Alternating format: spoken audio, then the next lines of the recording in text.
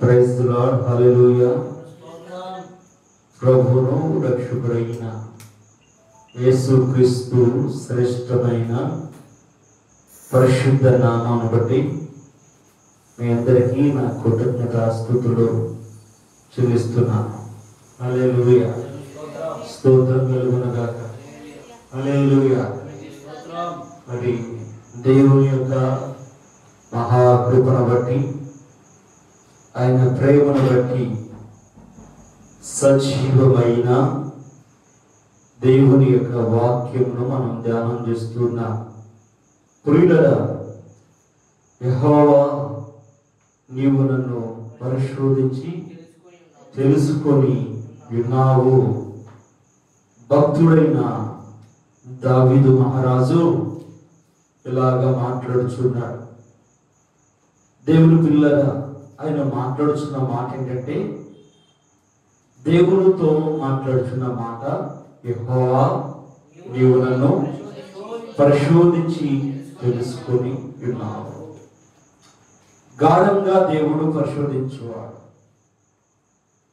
దేవుని పరిశోధన మానవుడికి అర్థం కాదు, కానీ మానవుడి యొక్క పరిశోధన దేవునికి అర్థమవుతుంది. తెలుసా? పరిశోధన చేసి చేసి మనిషి ఓడిపోతాడు, అలసిపోతాడు. అసలు వాడు ఎందుకు పరిశోధన చేస్తున్నాడంటే వాడికే తెలియదు. శాస్త్రవేత్త పరిశోధించి ఒక ర్యాకెట్ లాంచ్ చేసి అంతరిక్షంలోకి పంపిస్తాడు. అంతరిక్షంలోకి అది క్షేమంగా వెళ్ళి అక్కడ బిజినెస్ పంపించారు. వీళ్ళకి గుండెల్లో దడే, మేము పంపింది సక్సెస్ అయిద్దా లేదా, సేఫ్గా ల్యాండ్ అయిద్దా లేదా, మా పరిశోధన విజయవంతమైద్దా లేదని వీళ్ళ గుండెల్లో తడుపుతానే భయంగానే ఉంటారు. వీళ్ళు ఏ కక్షలోనికి ఆ ర్యాకెట్ను పంపాలనుకున్నారో, వాళ్ళు ఏ ప్రదేశానికి అయితే పంపాలనుకున్నారో అక్కడికి ఆ ర్యాకెట్ వెళ్ళిన తర్వాత, అక్కడి నుంచి వాళ్ళకి విజన్స్ వచ్చిన తర్వాత, అక్కడి నుంచి శాటిలైట్ నుంచి ఫొటోస్ వచ్చిన తర్వాత, ఆన్ ద రికార్డ్ వాయిస్ వచ్చిన తర్వాత, అప్పుడు వీళ్ళు మేము గెలిచామనే విజయ ఆనంద కేరింతలు కొడుతూ ఉంటారు. కానీ ఈ పరిశోధన ఎంతవరకు అంటే, ప్రియులారా, నష్టం జరిగేది మాత్రం వాళ్ళకి తెలియదు. పరిశోధన అయితే మనిషి చేయగలుగుతున్నాడు, కానీ వారికి నష్టం జరిగేది మాత్రం తెలియదు.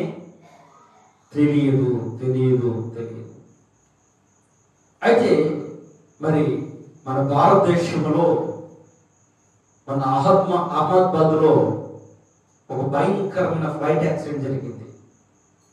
అది ఎవరు గ్రహించలేకపోయారు. సుమారుగా ఫ్లైట్లో 230 మంది ఉన్నారని చెబుతున్నారు. అంచనాలు దాటిపోయి 360 మందిగా చేరారు. చూడండి, ఫ్లైట్ టేకాఫ్ అవటం ఏంటి, ఆ ఫ్లైట్ వెళ్ళి ఆ యొక్క జూనియర్ డాక్టర్లు హాస్టల్లో వాళ్ళు భోజనం తినడానికి, ఆ భోజనం తింటున్న ప్రదేశంలో ఆ హాస్టల్ రూమ్, ఆ హాస్టల్ మీద పడిపోవడం ఏంటి. వీళ్ళకి ఎవరికైనా తెలుసా? ఎవరికీ తెలియని మృత్యువని. కానీ దేవుని పిల్లరా, ఆ కుటుంబాలకు దేవుడు నెమ్మది సమాధానము కలగచేయునుగాక.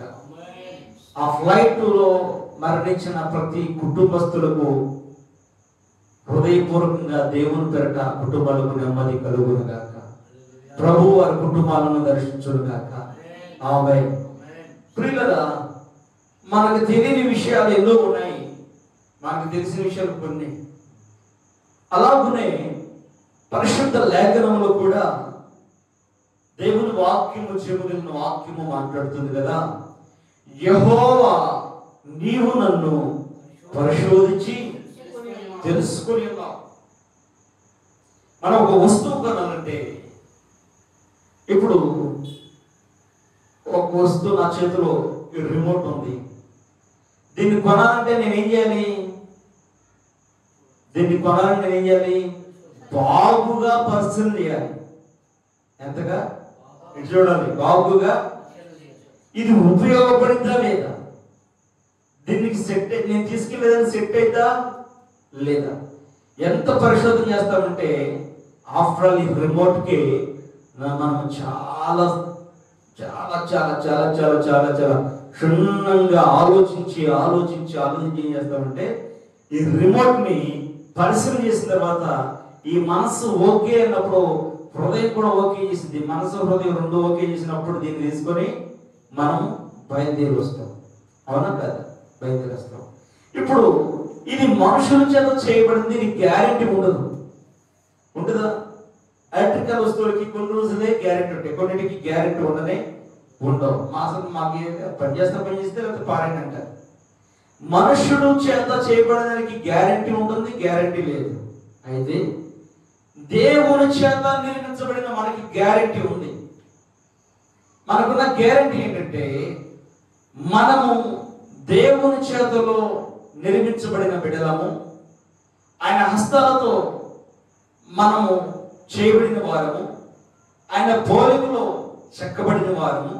అయితే దేవుడు మనల్ని ఏం చేస్తున్నాడు? పరిశోధించి తెలుసుకొని ఉన్నాడు. మన జీవితాన్ని ఆయన ఏం చేస్తున్నాడు? పరిశోధించి తెలుసుకొని ఉన్నాడు. ఎవరినంటున్నాడు? దావీదు, నీవు నన్ను దేవుడంట దావీదును బాగా పరిశోధించాడంట. ఎలా పరిశోధించాడంటే, ఈ దావీదు గొలియాతును కొట్టగలుగుతాడు, స్తోత్రం కలుగునుగా. దావీదు భయపడడు, దావీదు నా మాట వింటాడు, దావీదు నా ఆజ్ఞకు లోబడతాడు, దావీదు నేను చెప్పింది ప్రతిదీ చేస్తాడు అని దేవుడు పరిశోధించి తెలుసుకుని ఉన్నాడు. స్తోత్రం కలుగునుగా. ఆయన ఎప్పుడు పరిశోధించాడు? ఆయన బాల్యం నుంచి పరిశోధిస్తూనే ఉన్నాడు. ఎవరిని? కింగ్ ఆఫ్ ద డేవిడ్, ఇశ్రాయేలీలకు రెండవ రాజైన డేవిడ్ను దేవుడు పరిశోధించి తెలుసుకొని ఉన్నాడు. ఏం చేశాడు? పరిశోధించి తెలుసుకున్నాడు. దేవుడు ఒక డేవిడ్నే కాదు, దావీదునే కాదు, ప్రతి మానవుడైన పరిశీలన చేస్తాడు. ప్రతి మనిషిని ఆయన దృష్టించి పరిశీలన చేసి గమనించి ఆయన మానవుడి యొక్క హృదయాన్ని, మనస్సును, దేహాన్ని అన్నిటినీ పరిశోధన చేసి ఈ వ్యక్తి నాకు పనికొస్తాడు, ఈ వ్యక్తి నేను చెప్పింది చేయడానికి పనికొస్తాడు. ఆమేన్. పరిశోధనలో, దేవుని యొక్క పరిశోధనలో సక్సెస్ అవ్వాలి మానవుడు. దేవుని పరిశోధనలో మనిషికి గ్రీన్ మార్క్ పడాలి. అప్పుడు ఆయన చేసే ప్రతి పని విజయవంతంగా ఉంటుంది. ఆమేన్. హల్లెలూయా. ఆయన చేయు ప్రతి పని ఎలా ఉంటుంది? విజయవంతంగా ఉంటుంది. ఆయన ఓడిపోనిగా, ఎందుకంటే దేవుడు ఆ వ్యక్తితో నిలిచి ఉన్నాడు కాబట్టి. హల్లెలూయా. ఆయన మాట్లాడుతున్నాడు రెండో మాట ఏమని? నేను కూర్చుండుట, నేను లేచుట నీకు తెలియను. రాజుగారి గురించి దేవుడికి తెలుసు. కూర్చుండటం తెలుసంట, లేచటం కూడా. నేను కూర్చుని ఉండుట, నేను లేచుట నీకు తెలియను. ఎవరికి చెబుతాను ఈ మాట? ఎవమా అని భార్య పిలిచి చెప్పట్లా, బాయ్ పిల్లలకి చెప్పట్లా, హలో బ్రదర్ స్నేహితులకి చెప్పట్లా. ఎవరికి చెబుతున్నాడు? ఎవరితో మాట్లాడుతున్నాడంటే కింగ్ ఆఫ్ ద డేవిడ్, ఆయన రాజులకు రాజు, ప్రభులకు ప్రభు, దేవుళ్ళకు దేవుడు, నిత్యము పలకరిస్తూ మనల్ని సంతోషపెట్టే మహామహామహనీయుడైన పరిశుద్ధ దేవునికి ఆయన విన్నపమును తెలియజేస్తున్న స్తోత్రం కలుగునుగాక. హల్లెలూయా. పరిశుద్ధ దేవునికి చెప్పుకుంటున్నాడు, అయ్యా నేను కూర్చుండేది నీకు తెలుసు, నేను లేచి ఉండేది కూడా నీకు తెలుసు. అబ్బా, మనమైతే ఏమనుకుంటాం? నేను ఎక్కడ కూర్చొని ఎవరికి తెలియదు, నేను ఎక్కడ పడుకున్నా ఎవరికి తెలియదు, నేను ఎటు వెళ్ళినా ఎవరికి తెలియదు, నేను ఎక్కడ అడవిలో ఉన్నా తెలియదు, పుట్టల్లో ఉన్న, తుప్పల్లో ఉన్న, ఆ అంతరంగంలో ఉన్న, అగాధంలో ఉన్న. ఆ మధ్య గత సంవత్సరం ఒక చిన్న harbour, fishing harbour, under ground ship తయారు చేసుకుంటాం. ఏం చేశారు? కింద ఎప్పుడో మునిగిపోయింటే కానీ షిప్ చూద్దామని బయలుదేరి. దేని చూద్దామని? మృత్యువును చూద్దామని. అది సజీవమైన ప్రదేశం కాదు, చక్కని చల్లని గాలి వీసే అంతకన్నా ప్రదేశం కాదు, చక్కని వెలుతురిచ్చే ప్రదేశం అంతకన్నా కాదు. అది అగాధ జలముల కింద శాశ్వతంగా మృత్యువు చేత మునిగిపోయినది.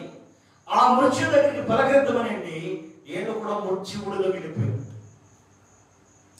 వారి డబ్బు వారిని రక్షించలేదు, వారి తెలివి వారిని రక్షించలేదు. వారి ఆలోచన అంతా జీవము కలిగిన దేవుడు ఎరిగినాడు. మనుషుడు ఎరగకపోవచ్చు. ఇలా చెప్పారు, మేము చూసి వస్తా ఉన్నారు. ఒకే కుటుంబంలో తండ్రి కొడుకు ఇద్దరు బహు కోటీశ్వరులు. తిరిగి వచ్చారా?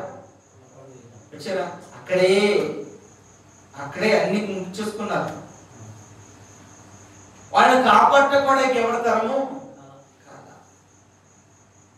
దానిలో ఉన్న వాయువు అయిపోయింది, ఆక్సిజన్ అయిపోయింది. ఇప్పుడు దిక్కెవరు? వారికి దిక్కెవరు? ఇది పిచ్చి ప్రయత్నం. మనం అనుకుంటాం మా జ్ఞానం చాలా తెలివైంది, మేము ఎక్కడికైనా వెళ్ళి రాగాలనుకుంటాం. కాదు, రావాలి, వెళ్ళాలంటే దేవుని చిత్తమై ఉండాలి. స్తోత్రం కలుగును గాక. హల్లెలూయా. అందుకే గొప్ప రాజు అయిన రాజు మాట్లాడుతున్నాడు. ఆయన దేవుని దగ్గర ఇలా చెబుతున్నాడు. ఆయన చెబుతున్న మాట ఏంటంటే, నేను కూర్చుంటా, నేను లేచుట నీకు తెలియను. నాకు తలంపు పుట్టక మునిపే నీవు నా మనసును గ్రహించుచున్నావు. స్తోత్రం కలుగును గాక. ఏం పుట్టక మునిపడ్డా? తలంపు పుట్టక మునిపే. ప్రతి సెకండ్ మన తలంపు మన పుట్టక మునిపే ఆయన ఏం గ్రహిస్తున్నాడు? మనసును గ్రహిస్తున్నాడు. స్తోత్రం కలుగును గాక.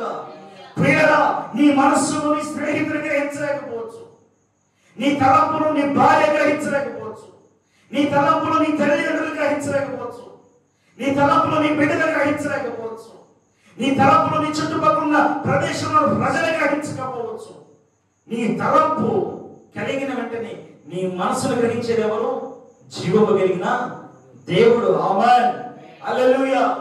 ఆయన అంటున్నాడు, నా మనసును గ్రహించి ఉన్నావు. నాకు తలంపు పట్టుగా మునిపే, నేను ఇలా చేయాలి అని అనుకోక మునిపే ఆయన ఏం చేశాడట? ఆయన మన మనసును గ్రహించాడట. మనసు ఎక్కడుంది చెప్పండి? మనసు ఎక్కడుంది? మనసును గ్రహిస్తున్నాడు. ఈ మనసులో పుట్టే తలంపు వెంటనే దేవుడు గ్రహించి, అది మేలైతేనేమో దాన్ని ఆశీర్వదిస్తాడు, అది కీడైతేనేమో ఆపివేస్తాడు. అది కూడా నువ్వు దేవునికి ఇష్టమైన బిడ్డవైతే, అది కూడా నువ్వు ఆయన మాట వినగలిగిన బిడ్డవైతే, ఆ మాట కూడా ప్రభుకి నీ నడక ఇష్టమైతే, నువ్వు లేచేది ఇష్టమై ఉంటే, నువ్వు కూర్చున్నది ఇష్టమై ఉండాలి. ఆయన నిన్ను గ్రహిస్తున్నాడు, ఆయన పరిశోధించి తెలుసుకున్నాడు నిన్ను. యెహోవా నీవు నన్ను పరిశోధించి తెలుసుకుని. మనం ఎంత పరిశోధించి మన పిల్లల మీద ఒక అనేసి తెలుసుకున్నా ఏదో ఒక రోజు పురిడి కొట్టిస్తారు. ఏదో ఒక రోజు తల్లిదండ్రులు కొట్టిస్తారు, కానీ అది మీకు శాపమే కొట్టించినందుకు. అలాగే ప్రియులరా, ఇప్పుడు దేవుణ్ణి మనం మురిడి కొట్టిస్తే, దేవుడు చూస్తలేదని అనుకుని పిచ్చి పొరపాటులు చేస్తే, ఆయన ఏం చేస్తున్నాడు? మనకు తలంపు పుట్టక మునిపే మన మనసును గ్రహించి. స్తోత్రం కలుగును గాక. హల్లెలూయా. మన మనసును గ్రహిస్తున్న దేవుడు. ప్రియులారా, దావీదు మనసు దేవుడు ఎరిగాడు, దావీదు ఆలోచన దేవుడు ఎరిగాడు. దావీదుకి ఒక చెడ్డ తలంపు పుట్టింది. ఆ చెడ్డ తలంపు ఏంటంటే జనులను లెక్కించమన్నాడు. అయ్యో, ఎంత పొరపాటు చేశాడు! ఆయన చేసింది ఎంత బహుభయంకరమైన శాప పని. ఇతడు ఎవడండి లెక్కించుటకు? దేవుడు కాపాడుతున్నాడు, దేవుడు పోషిస్తున్నాడు, దేవుడు నడిపిస్తున్నాడు, దేవుడు విడిపిస్తున్నాడు. కానీ తన సొంత చిత్తానికి ఎప్పుడైతే నిలబడ్డాడో, తన సొంత ఆలోచనకి ఎప్పుడైతే నిలబడ్డాడో, వెంటనే ఏమయ్యారు? ఇశ్రాయేలీయులు చనిపోవడం ప్రారంభించారు. దేవుని యొక్క ఆలోచన ఎరగకుండా ప్రవర్తించినందుకు. దేవుని బిడ్డలారా, దేవుని ఆలోచన ఎరిగి నడవాలి. ఆయన మనల్ని ఎరిగి చూసి మనసును ఆయన అన్నిటినీ గ్రహిస్తూనే ఉన్నాడు. స్తోత్రం కలుగును గాక. ఆయన ఏమంటున్నాడు? నా నడకను నా పడకను నీవు పరిశీలన చేసి ఉన్నావు. ఏం చేస్తానంట? తలంపు చూశాడు, కూర్చుంటూ చూశాడు, లేచుగా చూశాడు, పుట్టే తలంపును చూశాడు. అంతేకాదు నడకను నా పడకను. హల్లెలూయా. దేవుడు ఎవరు? పిచ్చి పిచ్చి వేషాలు వేస్తూ ఊరుకునేవాడా? ఈ మధ్య చూడండి, ప్రార్థన అంటే బాధ. కుప్పడి మీద కూర్చోబెట్టి పోతీలుగా కై కై కై కై ఎవరితో నేర్చుకున్నారు. కానీ అసలు దేవుడు నాకు ఏ జీవితం ఇచ్చాడు, నేను దేవుడి దగ్గర ఎలా బ్రతకాలి, దేవుడి సన్నిధిలో నేను ఎలా జీవించాలి, ఈ విషయాలు మనిషికి అర్థం కావట్లేదు. దేవుడు అనేవాడు నీకు ఎలా కావాలంటే, నేను అప్పులైపోతే అప్పులు తీర్చాలి ప్రభా, నాకు రోగం వస్తే నాకు రోగం పోవాలి ప్రభా, నేను అడిగినవన్నీ ఇచ్చేస్తే నువ్వు నా దేవుడవు, నువ్వు నాకు అడిగినవి ఇకపోతే నువ్వు నా దేవుడవు కాదు. ఎవరానందే ఎవరానందే ఆ దేవుడు ఎవడు తెలుసా? నిన్ను మృత్యుంజయంలో నుంచి విడిపించి నిత్య రాజ్యంలో కూర్చుని పెట్టడకు ఆయన సవాలు విసిరాడు. ఎవరితో? మరణంతో.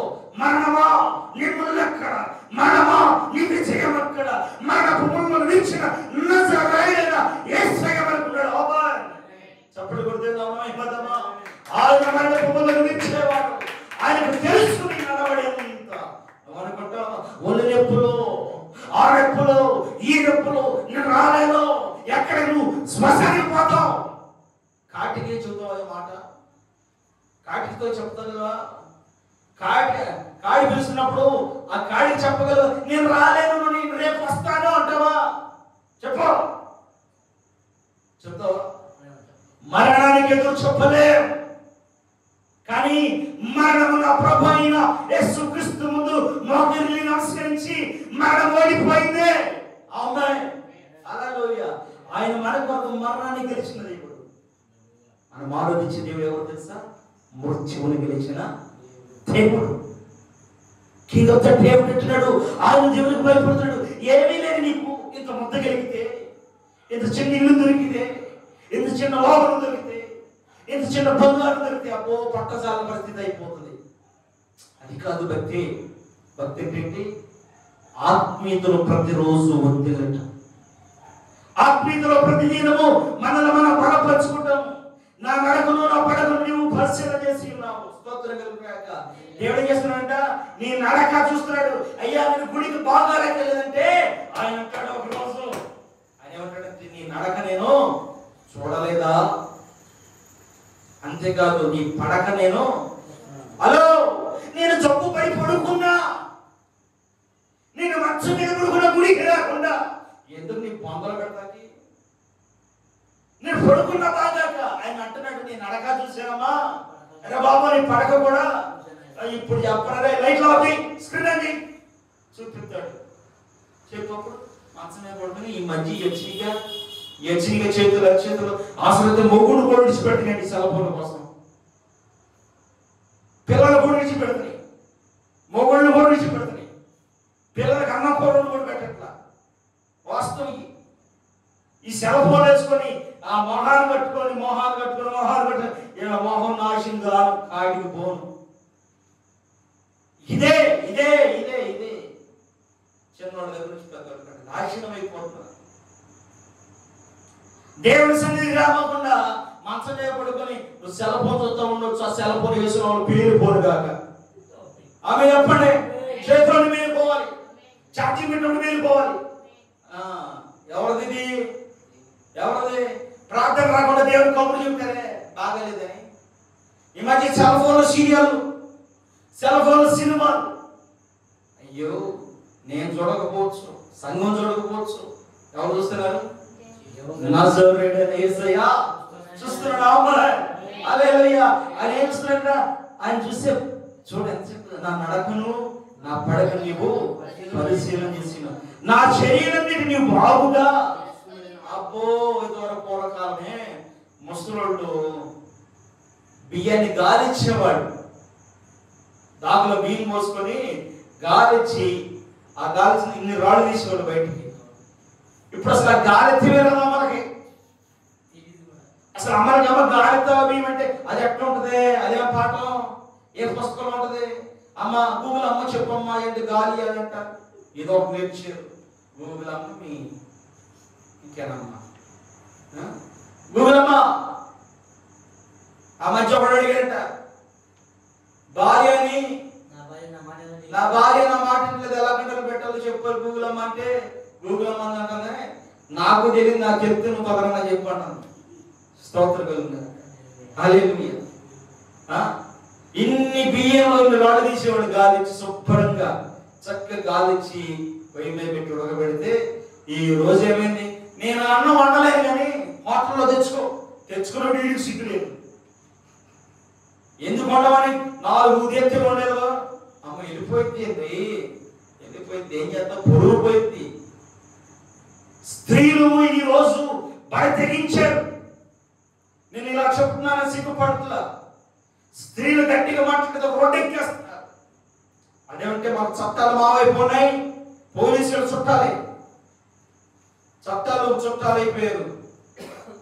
అందుకే పురుషుడు భయపడొద్దు. దేవుడు పిల్లరా, దేవుడు మనల్ని చూస్తున్నాడు.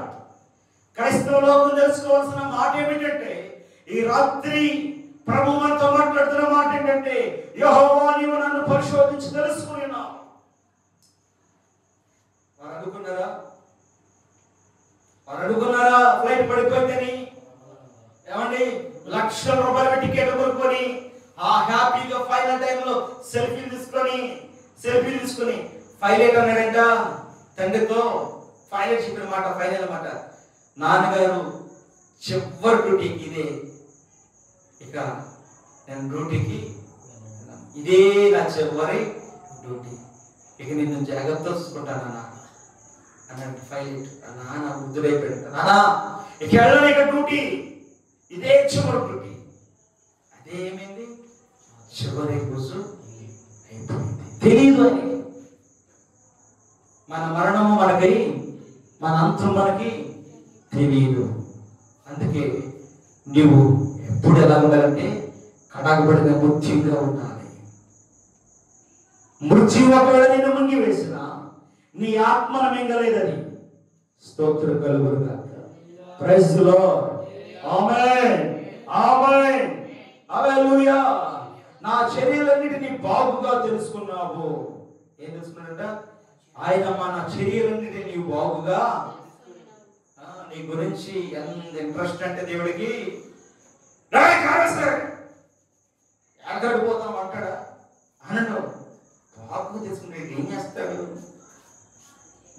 చూద్దాం. బాగుగా తెలుసుకుంటున్నాడు. ఎవరి చర్యలు? నీ చర్యలు. ఎవరి చర్యలు? మరి ధృతం ఏంటి? గోడమే బదులుగా ఎవరి చర్యలు?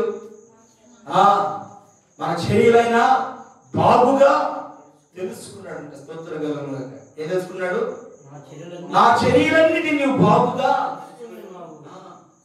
కూర్చొని ఏమేమి ముచ్చట్లు చెప్పుకున్నామో, నుంచొని ఏమేమి ముచ్చట్లు చెప్పుకున్నామో, మన శత్రువుల గురించి మనం ఏం ముచ్చట్లు చెప్పుకున్నామో.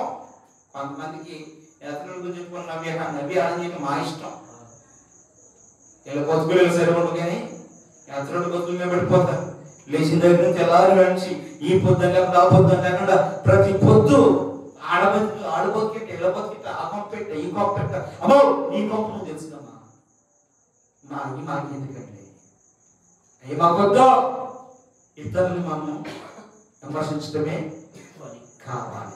అందుకే దేవుని సన్నిధిలో దావీదు అంటున్నాడు, దేవుని తెలుసుకున్న మాట, నా చర్యలన్నింటి నువ్వు బాగుగా తెలుసుకొని ఉన్నావు. స్తోత్రం కలుగునుగాక. హల్లెలూయా.